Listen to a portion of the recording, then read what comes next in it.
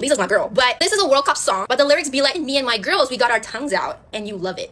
This is a World Cup song. In my mind, it's like World Cup song is about unity, like, you know, like getting together, banding together. This song is not good. This came up on my YouTube earlier and I dismissed it because I thought it was one of those AI made songs. Sorry, but I hate this. I swear nobody is committed to releasing good music for this World Cup. I don't see the connection of this song to World Cup. Same lyrics, same moves, same vibes all over again, just for different event. In this video, we are going to talk about Lisa facing massive backlash over her FIFA World Cup song Goal, so make sure to watch till the end. For context, Blackpink एक South Korean girl group है। इस group में 4 members हैं, Jisoo, Jennie, Rose and Lisa. और FIFA World Cup world premier football tournament है, held every 4 years since 1930। अब internet पे जो बैकलैश चल रहा है अराउंड लीजा's 2026 FIFA World Cup anthem goals, जिसमें ब्राजीलियन सिंगर और नाइजीरियन आर्टिस्ट भी फीचर कर रहे हैं। Lisa first female K-pop idol है जो ऑफिशियली परफॉर्म कर रही है FIFA World cup opening ceremony पर। द कोलैबोरेशन साउंडेड ह्यूज, इसलिए ऑडियंस को काफी एक्सपेक्टेशंस थी। लेकिन जब सॉन्ग रिलीज हुआ, ऑडियंस का रिएक्शन ऑलमोस्ट डिफरेंट आ रहा था। सबसे बड़ा इशू है सॉन्ग के lyrics. Usually world Cup anthem का पर्पस होता है unity, passion, emotion, national pride और फुटबॉल का स्पिरिट सेलिब्रेट करना। Songs like older FIFA anthem stadium energy create करते थे। ऐसा फील होता था कि पूरी दुनिया एक साथ आ गई है because of football. But goals ने गोल्स वर्ड को फुटबॉल अचीवमेंट के सेंस में यूज नहीं किया गया। इंस्टेड सॉन्ग ने उसको लाइफस्टाइल स्लैंग बना दिया। Lyrics mostly revolve around luxury lifestyle, night life, confidence and flex culture. Lines like my body, my fit, my friends and ऐसी और भी कई लाइन्स है जो सोशल मीडिया पर काफी ट्रोल हो रही है। ये लिरिक्स किसी लग्जरी क्लब प्लेलिस्ट के लिए ठीक लगते हैं, बट वर्ल्ड कप एंथम के लिए कम्प्लीटली डिस्कनेक्टेड फील होते हैं। सॉन्ग सुन के ऐसा लग नहीं रहा था कि फुटबॉल इवेंट के लिए बना है। फुटबॉल लोगों का इमोशन है। People expected emotions, people expected goosebumps, people expected cultures coming together through football, but instead उन्हें मिला फैशन रेफरेंसेस, क्लब वाइब्स और self centred lyrics. Lisa looking stunning in the visuals, but song का concept World Cup के mood से match नहीं करता। Another issue people pointed out was mispronunciation and song writing quality. Song सुन के ऐसा लग रहा था कि लीजा थॉट्स को बोल रही है थॉट, और ऑनेस्टली ऑडियंस का कहना था कि even if actual word thought है, thoughts on thought types line still feel meaningless and low effort for an anthem of this scale. Song को Brazilian production duo Tropkillaz ने produce किया है, mixing K pop, Latin pop और Afrobeat. Production polished है, commercial भी है, but इसमें वो मैसिव स्टेडियम एंथम वाली फीलिंग मिसिंग है। No emotional buildup, no unforgettable hook. FIFA World cup से ऑलरेडी लोगों की एक्सपेक्टेशन हाई है बिकॉज वर्ल्ड कप सिर्फ फुटबॉल टूर्नामेंट नहीं होता। It's emotion, it's nationalism, it's a heartbreak, it's a celebration, it's a millions of people from different cultures coming together. अब pop music गलत नहीं है, प्रॉब्लम ये है कि song feels more focused on branding, aesthetic and streaming appeal rather than the emotional soul of football itself. FIFA ने एक genuine sports anthem बनाने के बजाय एक commercially viral TikTok style track create किया है। फीफा वर्ल्ड कप इमोशनली इतना iconic event है, ऑडियंस उसको सिर्फ अनदर पॉप कोलैबोरेशन की तरह ट्रीट नहीं करती। लीजा के FIFA World Cup anthem goals को लेकर जो बैकलैश स्टार्ट हुआ था वो सिर्फ एक सॉन्ग तक लिमिटेड नहीं रहा। जैसे ही ट्रैक रिलीज हुआ, सडनली पुराने FIFA World Cup anthem song से लोग कंपेयर करने लगे, specially Waka Waka this time for Africa by Shakira. और ऑनेस्टली आज भी बहुत सारे फुटबॉल फैंस के लिए वक्का वक्का ही ultimate World Cup anthem benchmark माना जाता है, क्योंकि उस सॉन्ग में वो सब था जो एक फीफा एंथम में होना चाहिए था। Stadium energy, emotion, unity, different cultures का सेलिब्रेशन और सबसे इम्पोर्टेंट फुटबॉल वाला फील। इसी वजह से गोल्स रिलीज होने के बाद इंटरनेट पे कंपैरिजन और भी ज्यादा एग्रेसिव हो गया था। मोस्ट ऑफ द लोगों को लगा कि लीजा का सॉन्ग एक ग्लैमरस क्लब ट्रैक ज्यादा लग रहा है instead of an actual world Cup anthem. लेकिन इंटरेस्टिंग बात यह है कि आज जिस शकीरा को लोग पसंद करते हैं, उनके फीफा सॉन्ग्स भी अपने टाइम में मैसिव कंट्रोवर्सी में फेस हुए थे। आज वक्का वक्का आइकॉनिक लगता है, लेकिन जब ये सॉन्ग पहली बार रिलीज हुआ था तब सिचुएशन काफी मैसी थी। 2010 वर्ल्ड कप साउथ अफ्रीका में हो रहा था और ये हिस्ट्री का पहला वर्ल्ड कप था जो अफ्रीकन सॉइल पे होस्ट हुआ। नेचुरली लोग एक्सपेक्ट कर रहे थे कि एंथम में अफ्रीकन आर्टिस्ट और लोकल कल्चर को मेजर स्पॉटलाइट मिलेगा, लेकिन फीफा ने फेस बनाया शकीरा को, जो कि एक कोलंबियन पॉप स्टार थी। इस डिस्कशन पे भी काफी क्रिटिसिज्म हुआ था। साउथ अफ्रीकन म्यूजिशियन और लोकल म्यूजिक यूनियन को लगा कि अफ्रीका के ओन वर्ल्ड कप में लोकल आर्टिस्ट को साइडलाइन किया जा रहा है। सिचुएशन इतनी इंटेंस हो गई कि ओपनिंग कॉन्सर्ट बॉयकॉट तक की बातें होने लगी। बाद में फीफा ने बैकलैश कंट्रोल करने के लिए south African band freshly ground को ऑफिशियली ट्रैक में इंक्लूड किया, लेकिन कंट्रोवर्सी यहीं खत्म नहीं हुई। उसके बाद प्लेजरिज्म एक्यूजेशन भी काफी काफी वायरल हुए थे। बाद में ओरिजिनल क्रिएटर को ऑफिशियल क्रेडिट दिए गए। 2014 वर्ल्ड कप के लिए फीफा ने ऑफिशियली सेलेक्ट किया था we are one by Pitbull and Jennifer, लेकिन रिलीज के बाद ऑडियंस को लगा इस सॉन्ग में ब्राजील वाला वाइब मिसिंग था। बहुत लोगों को ट्रैक ओवरली कमर्शियल और जेनरिक फील हुआ और फिर शकीरा ने अपना फुटबॉल वर्जन रिलीज किया, ला ला ला ब्राजील 2014 विद ब्राजीलियन आर्टिस्ट। अब 2026 में शकीरा ने फिर से फीफा वर्ल्ड कप के लिए कमबैक किया with Nigerian superstar Burna Boy on the song Dai Dai. Music video का स्केल काफी बड़ा था। वीडियो में फुटबॉल आइकन जैसे मेसी और रोनाल्डो भी प्रेजेंट थे और मोस्ट ऑफ द लोगों को डाई डाई सुनने के बाद ऐसा लगा कि इस सॉन्ग में वो एक्चुअल फुटबॉल एनर्जी जो गोल्स में थी वो मिसिंग है। लेकिन कंट्रोवर्सी यहाँ भी आ गई। वीडियो के कुछ सीन में शकीरा और Barna boy desert type visual और बच्चों के साथ डांस करते हुए दिख रहे थे। इस सॉन्ग में अफ्रीकन विजुअल को सेम स्टीरियोटिपिकल वे में क्यों दिखाया गया, स्पेशली जब 2026 वर्ल्ड कप एक्चुअली होस्ट हो रहा है यूनाइटेड स्टेट, कनाडा और मेक्सिको में। विजुअल्स आउटडेटेड और रिपीटेटिव फील हो रहे थे। डाई डाई का एक रिदम सेक्शन काफी सिमिलर है सलमान खान के old Bollywood song you are my love से। ऐसा लग रहा है कि बीट कॉपीड है, बट ये भी पॉसिबल है कि डांस पॉप जॉनरा में सिमिलर रिदम कॉमन होते हैं। इंटरेस्टिंगली ये पहली बार नहीं है जब एक के पॉप आर्टिस्ट को फीफा एंथम को लेकर बैकलैश फेस करना पड़ रहा है। 2022 में जंगकुक ने FIFA World Cup anthem dreamers release किया था। पास्ट में ड्रीमर्स को भी हिट मिला था, बट लीजा की तरह नहीं। जंगकुक का Qatar stadium performance, massive crowd, live local, football visual और इमोशनल बिल्डअप, ये सब चीजें फैंस को जेन्युइनली फीफा ओपनिंग सेरेमनी वाली फील दी थी। ड्रीमर्स में एक्साइटमेंट और इमोशनल एनर्जी थी, जबकि गोल्स ज्यादा कमर्शियल पॉप ट्रैक जैसा फील हो रहा था। 2022 फीफा वर्ल्ड कप कतर में होस्ट हुआ था और टूर्नामेंट स्टार्ट होने से पहले एक ग्लोबल कंट्रोवर्सी चल रही थी। इसलिए जब जंगकुक ने फीफा परफॉर्मेंस ऑफिशियली एक्सेप्ट किया, बहुत international artist already Qatar perform करने से रिफ्यूज कर चुके थे बिकॉज ऑफ द इश्यूज, और इसी वजह से जंगकुक का पार्टिसिपेशन काफी पॉलिटिकली सेंसिटिव बन गया। उस टाइम पे ऑनलाइन लोग एक्यूजेशन कर रहे थे कि फीफा अपनी इमेज इंप्रूव करने के लिए एंटरटेनमेंट और सेलिब्रिटीज को यूज कर रहा है, और यही कंट्रोवर्सी डायरेक्टली जंगकुक तक भी पहुंच गई थी। सिचुएशन और इंटेंस तब हुई जब लोगों ने बीटीएस के पब्लिक इमेज को इस परफॉर्मेंस से कनेक्ट करना स्टार्ट कर दिया। BTS globally self love, inclusion और यूथ एम्पावरमेंट मैसेजेस के लिए नोन है। ग्रुप ने ऑफिशियली यूनाइटेड नेशन में भी स्पीचेस दिया है। तब ऐसा लग रहा था कि कतर जैसे पॉलिटिकली कंट्रोवर्शियल वर्ल्ड कप में परफॉर्म करना बीटीएस के प्रोग्रेसिव इमेज के ऑपोजिट जा रहा है। के पॉप और फुटबॉल कल्चर का क्लैश उस टाइम भी हुआ था, और ऑनेस्टली ये एग्जैक्ट सेम पैटर्न अब लीजा के साथ भी रिपीट हो रहा है। 2022 में जब कुछ traditional football fans initially Jungkook को रिजेक्ट कर रहे थे सिर्फ इसलिए बिकॉज ही वॉज अ के पॉप आइडल, उस टाइम के पॉप इंडस्ट्री का highly polished corporate image football culture के रॉ और इमोशनल इन्वायरमेंट से मैच नहीं करता था। उस टाइम ऑनलाइन के पॉप को काफी ट्रोलिंग मिल रही थी। आज वही ड्रीमर्स इंटरनेट पे बेंचमार्क बन गया है,